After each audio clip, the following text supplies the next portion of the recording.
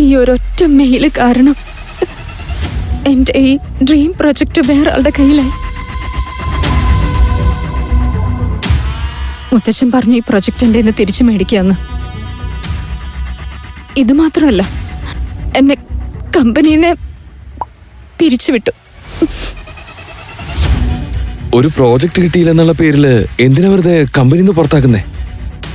ഒരു അപ്രൂവൽ കിട്ടിയില്ലെന്ന് പറഞ്ഞ് നീ എന്ത് ചെയ്യാനാ?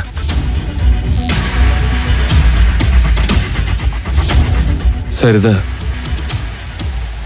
ഈ ലോകത്ത് ആരും എന്നെ മനസ്സിലാക്കുന്നില്ല. നീയെങ്കിലും എന്നെ മനസ്സിലാക്കുമെന്ന് ഞാൻ വിചാരിച്ചത്.